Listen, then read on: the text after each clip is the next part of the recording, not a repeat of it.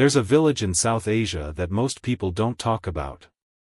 It doesn't show up on maps, and travelers who stumble across it by accident rarely stay long.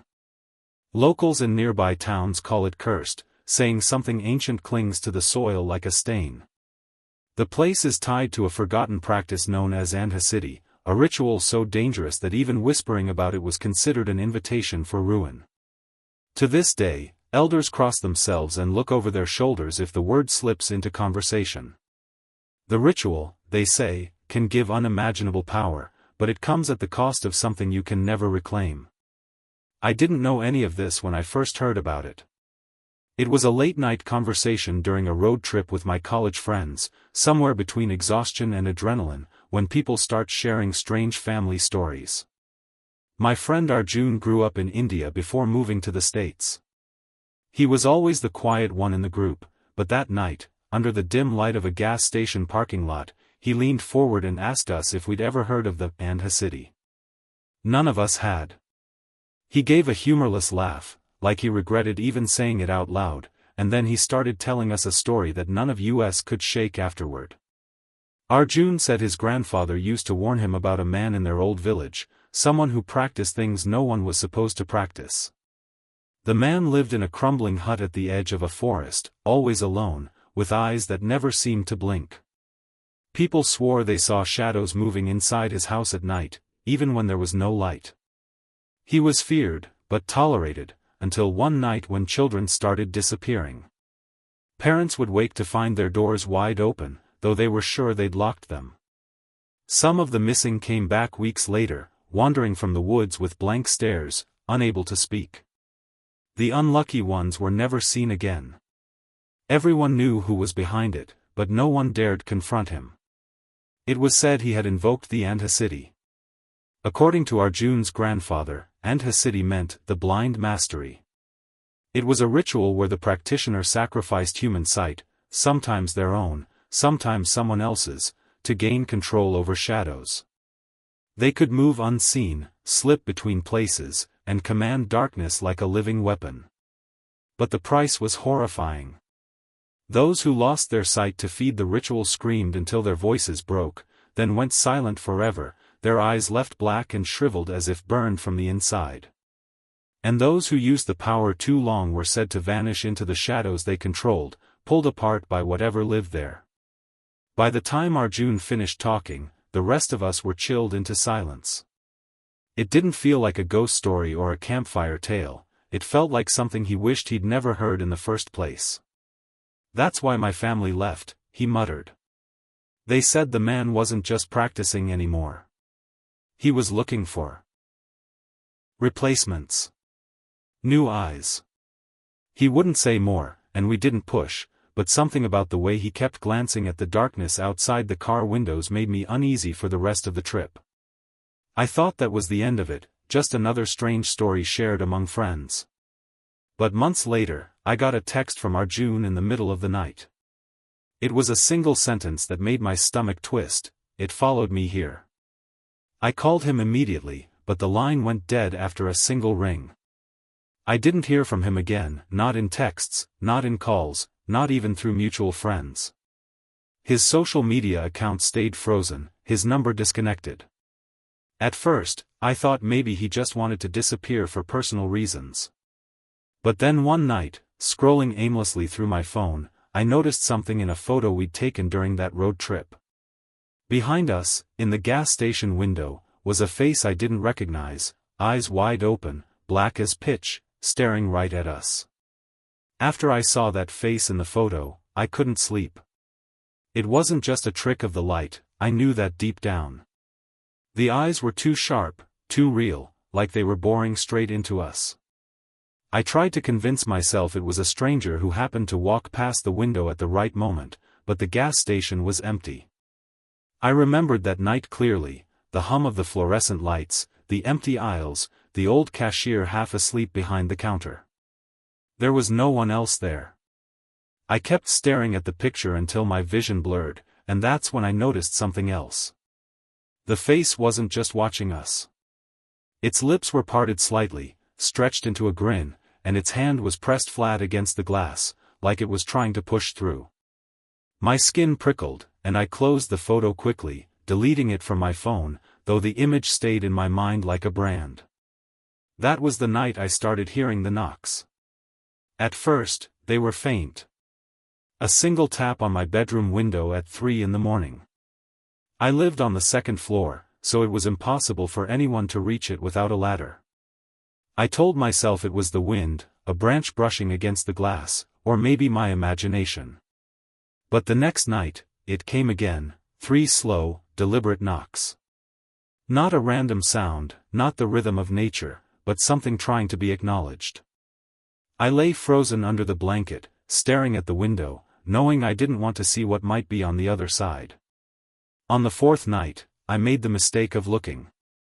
The curtains fluttered slightly, though the window was closed, and between the gap, I saw it, an outline in the dark. A man-shaped shadow pressed close against the glass, head tilted unnaturally, as though listening for my breath. The eyes were the same bottomless black as in the photo. I jerked back and scrambled for the light switch, but when the room lit up, the window was empty. My heart hammered for hours, and I didn't sleep at all. I thought of calling Arjun again, desperate for answers, but his number still didn't exist. I reached out to another one of our friends from the trip, Jake, to see if he'd heard from him. When I brought it up, Jake went quiet for a long time. Then he said, "You've seen it too, haven't you?"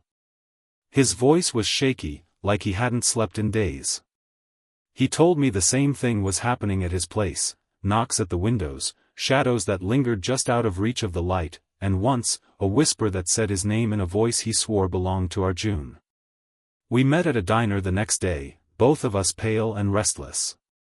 Jake slid his phone across the table, showing me a recording he'd taken at night. The screen was black, but the audio was enough to make my stomach twist. First, the slow taps at the glass. Then, after a long silence, a voice. A low, guttural whisper, "Let me in." The words weren't in English, but I recognized the sound immediately. It was the same language Arjun's grandfather sometimes spoke when he told stories, Sanskrit, maybe. The syllables were jagged, inhuman, drawn out like something savoring each sound. Jake said he didn't know what it meant, but he didn't want to stay in his house anymore. We tried to research Andhasiddhi after that, scouring every corner of the internet, digging into forums and old scanned books. Almost nothing came up. Just scraps of information, vague references to forbidden practices, and warnings written like half-legends. But there was one line in an obscure blog post that chilled me to the bone: the Andhasiddhi does not end with the practitioner. Those who witness its shadow are marked, called, and eventually claimed. That night, I slept with every light on in my apartment. It didn't matter. At exactly 3 in the morning, the power went out. The room drowned in black, so heavy it felt like it was pressing against my chest. And then, from the corner of the darkness, came the sound of breathing. Not mine, something else. Slow, wet, and close. When I turned, I saw the faintest glimmer of teeth, smiling at me from the dark. When I saw those teeth in the dark, my instinct was to run, but my body locked in place as if the air had thickened around me. The smile hung there, detached from any face, luminous in the black like the gleam of bone. Then came the whisper. It wasn't words this time but a low chant, a string of sounds that twisted my stomach as though the syllables themselves carried weight. My ears rang and my vision pulsed with static, and just when I thought I would pass out, the lights flickered back on. The corner was empty.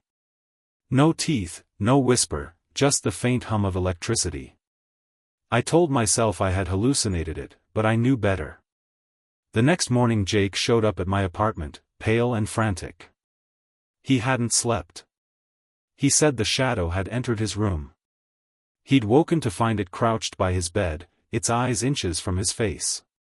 He claimed he couldn't move, couldn't even scream.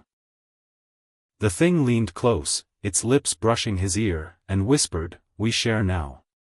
After that, he was released, but his reflection in the mirror that morning hadn't matched his movements.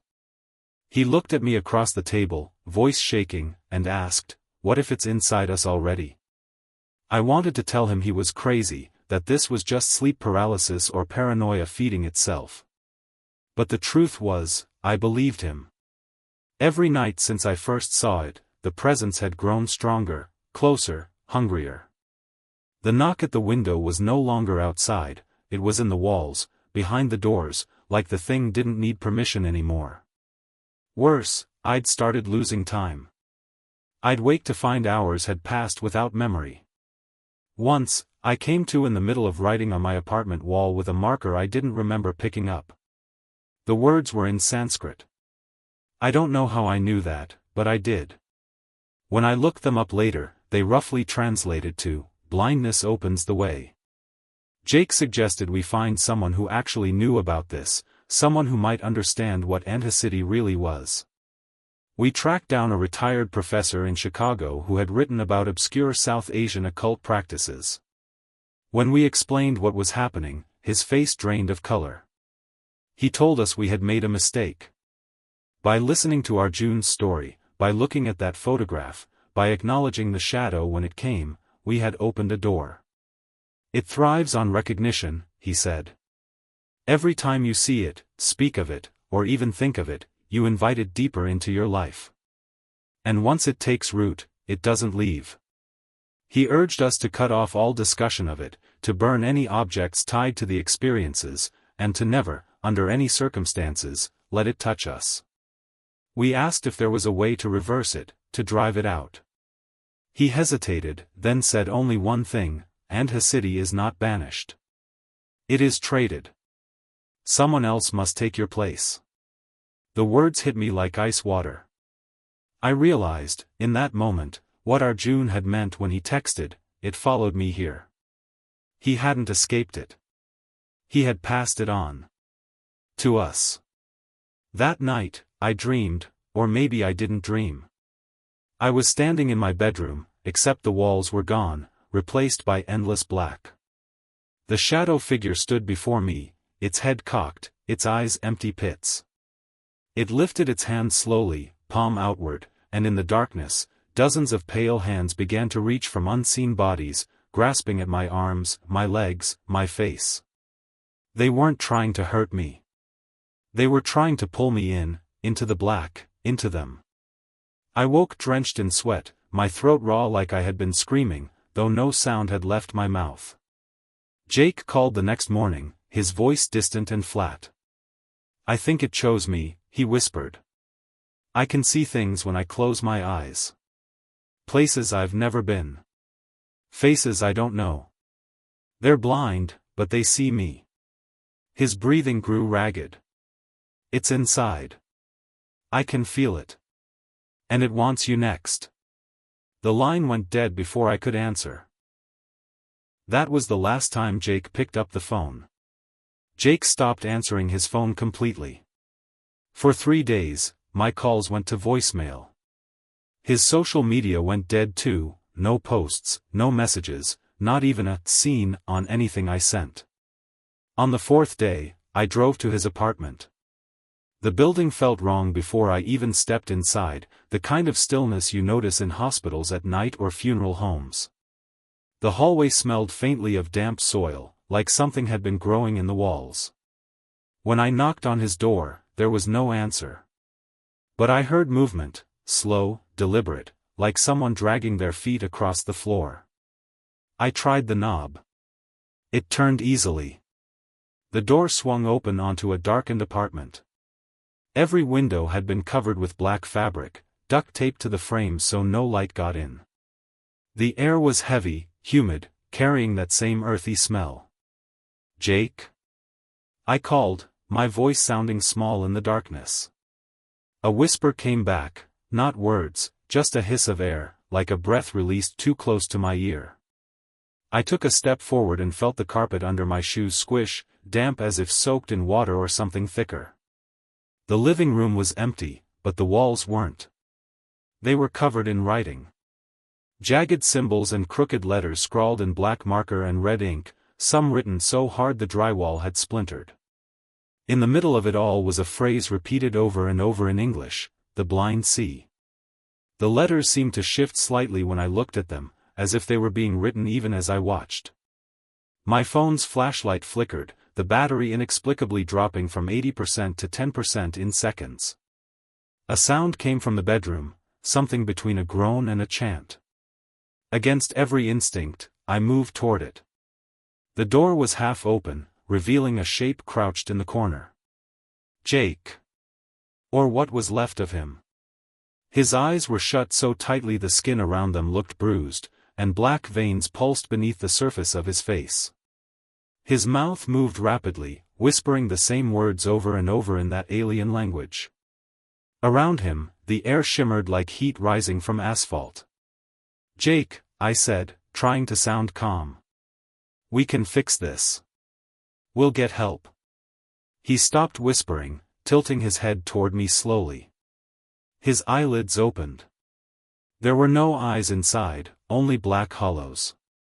From those hollows, something glistened and dripped down his cheeks like tar. When he spoke, his voice wasn't his own anymore. It was layered, dozens of voices speaking in unison. "It wants you." The lights blew out. The room fell into a darkness so complete it felt physical. Shapes moved in it, long, spindly limbs stretching across the floor, fingers dragging against the carpet. I ran. I didn't care if Jake was behind me, didn't care if the thing followed. I just ran until I was outside, gasping, the cold air hitting my face like water. When I glanced back at the building, every window on Jake's floor had turned black, darker than night, like holes punched in the world. And in one of them, a smile glimmered faintly. That night I locked every door and window in my apartment. I left every light on. I even spread salt across the threshold like some online forum had suggested. But at 3 a.m., as always, the power died. The apartment drowned in silence. Then the knocks began, not at the windows this time, but from inside the walls, like something was moving through them, looking for a way out. I pressed myself into a corner, clutching a kitchen knife, though I knew it would do nothing. In the darkness, my phone buzzed. A text from Jake. Just 3 words, "Give it eyes." I stared at the message, my heart hammering, when I felt the air in front of me shift. A shape stood there, close, impossibly close, its breath cool against my face. A hand reached out from the black, fingers grazing my eyelids. The voice came again, low and patient. "You saw. You invited. Now you must see as we see." I screamed and flicked my lighter, the tiny flame bursting into life. The figure recoiled just enough for me to see its outline clearly for the first time. It wasn't just one shadow. It was many, all knotted together, pale faces pushing against the surface like drowned bodies under ice. All blind. All smiling. And all reaching for me. The lighter sputtered out after a few seconds, plunging me back into that suffocating black. But those seconds were enough. The faces in the shadow burned into my vision, their eyeless sockets, the stretched mouths, the way they pressed forward like they were begging for release. I stumbled backward, nearly tripping over my own coffee table, and screamed into the dark, "What do you want from me?" The answer came in a chorus of whispers that crawled over each other, so many voices I couldn't tell where one ended and another began. Eyes. Sight. Passage. The weight of it crushed me. They didn't just want me to see them, they wanted to take my sight, like the old stories Arjun had told. To feed the Andhasiddhi, to give it strength. I thought of Jake's hollow sockets, the black tar running down his cheeks. My stomach churned as I realized that was his offering, his trade. And if I didn't give mine, it would take them anyway. I ran. Out of the apartment, into the night, not stopping until my lungs screamed. I didn't know where I was going until I found myself in front of the university library. It was 2 a.m., but I remembered the professor's words, "It is traded." Maybe there was something else he hadn't told us, some way buried in those obscure texts. The library wasn't open, but desperation makes you reckless. I broke in through a basement window. The archives smelled of dust and mold, like paper slowly rotting. I tore through the stacks, searching for anything on Andhasiddhi. Hours passed in a blur until I found it. A crumbling, untranslated manuscript with the Sanskrit word etched on the cover. Inside were sketches, figures without eyes kneeling before a shape made of shadow, hands pressed to their sockets in offering. But one drawing froze me completely.